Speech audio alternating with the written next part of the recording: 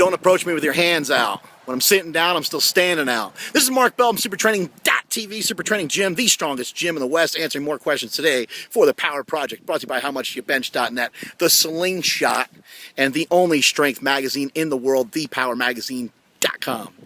The question for today comes from Paul Beach, and his question is about eating. He says, how in the hell am I supposed to get big if I have trouble eating? Anybody else having this issue out there? Yes, Paul, there's a lot of people that have that problem, and as lame as it sounds, I have had that problem myself. It's hard to kind of force feed yourself. I'm 260 pounds, and so how do you maintain this size without getting the necessary calories in throughout the day?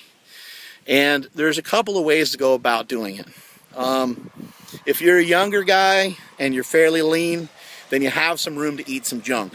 But in general, you're going to have to make some changes. You're going to have to get rid of the junk, the junky foods that are in your life, and you got to replace it with healthy food choices.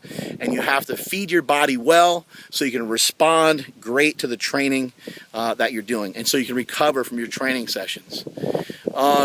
There's a couple supplements that you can take that, in my opinion, can really help for people that are having trouble with eating, people that are having trouble with digestion.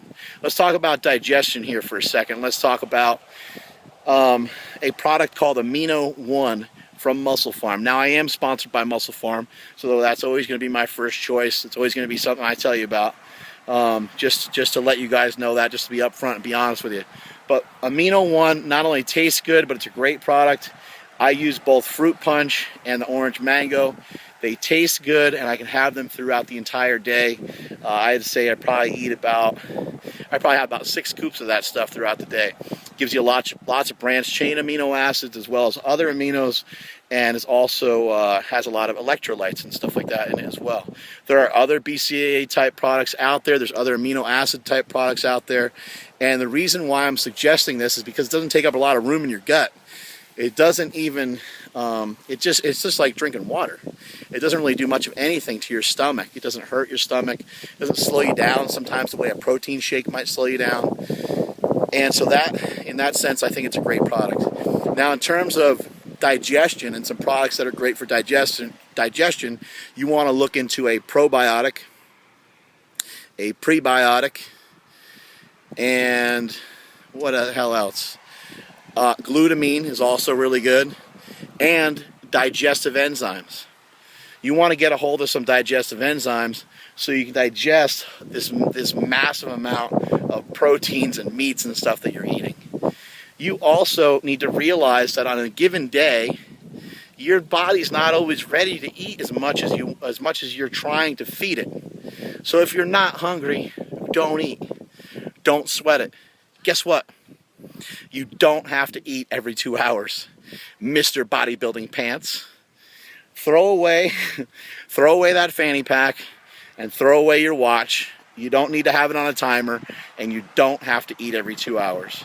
Now, if you're preparing for the stage, that's a different story for a different day. People have different techniques that allow them to prepare for the stage, and they'll eat like fish like 6 or 7 times a day or some crazy shit like that. But for most of you out there, 99.9% are not guys that are going to step on a stage and bodybuild. So I wouldn't worry about that too much.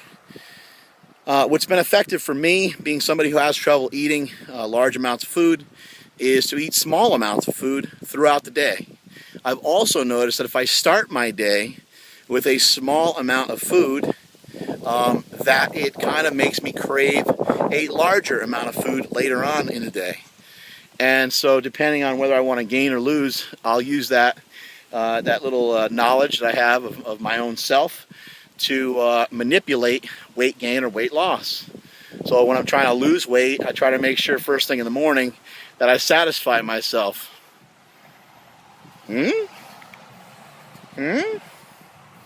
Not like that.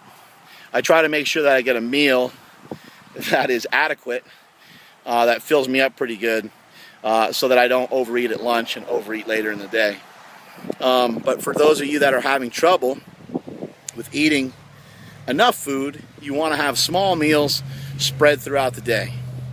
Now, I did mention you don't need to sweat it and you don't need to like try to eat every 2 hours. Think about dense calories. Think about things like whole milk. Think about things like heavy whipping cream. You got butter, heavy whipping cream, and whole milk. Those three bad boys right there will give you a lot of calories. Now, try to get grass-fed if you can.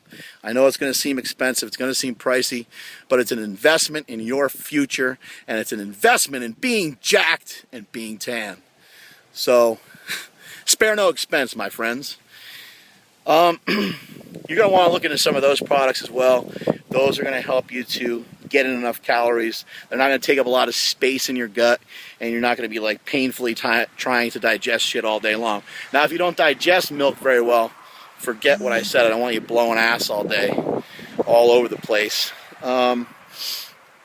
Let's see, what are some other effective techniques? Try to have now you mentioned you do intermittent, easy for me to say, fasting. Not a fan of it. I think it's dumb. Actually, to tell you the truth, I think it's just ridiculous. I don't know why the program exists. Maybe it works, but who the fuck wants to not eat for hours on end?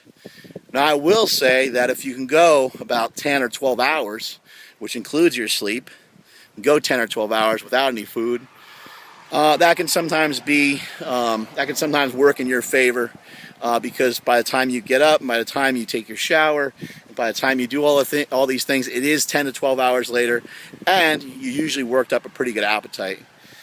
Other things that are dense in calories: natural peanut butter, try to get it raw. Natural cashew butter, try to get it raw. Those kinds of things. Macadamia nuts, those things rule. Avocados, that shit rules. Again, try to pull out some of the junk that you eat. Like, for example, I usually replace cheese in an omelet with an avocado. Trying to get a healthier choice in the place of a not so healthy choice. Not that cheese is horrible for you, but you get the point. Let's see, what the hell else can you do? For those of you that are trying to gain weight and you really have a ton of trouble with getting in the proper amount of calories, you're going to have to find some stuff that you digest well. One thing that I found with myself when I was getting bigger, when I weighed 330 pounds, that's fucking right, I weighed 330 pounds, I used to eat Snickers bars a lot. One of the reasons was it didn't fill me up that much, and I could eat one before training. I could eat one after training. I can kind of mix them in throughout the day. It wasn't like so calorie dense that it was crazy. It didn't have such a sugar spike that it would leave me lethargic or anything like that. But it was a nice kick in calories. They taste awesome. And it always felt like it was something, even though it's highly processed, it always felt like it was something I digested really well.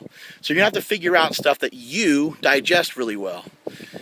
Whether that's rice, whether that's rice cakes, whether that's Snickers bars, or whatever. Try to figure out things that you digest well so that you can continue to kick ass. Let's see, some other supplements out there that you can take. Let me try to think of... you could always mix in a protein powder. Sometimes those can be effective. I would say a hydrolyzed whey protein is probably, or a whey protein isolate is probably a better choice than some of the other forms of whey out there because you can digest it quickly. Carb powder can be good. Maltodextrin. Find something that you like the taste of. Find something that you digest well. This all sounding a little redundant at this point. And last but not least, treat your training like it's your job. It is your job to train like a motherfucker and to look jacked. Anyone that's listening to the Power Project right now, anybody that's part of the Power Project Army, I challenge you right now to start lifting like a savage and start to look like one. And so having said that, it is your fucking job to eat, sleep, and breathe your training. I realize that life happens. I realize that shit happens. I realize that you got a wife. I realize that you got kids. Well, guess what? So do I. And I make it happen. If you want to make it happen and you want it bad enough, then you'll make it happen. As my boy Snoop Dogg says, if you want some, get some, bad enough, take some. Multiply your muscle, multiply your hustle. Strength is never a weakness, and that is it from supertraining.tv.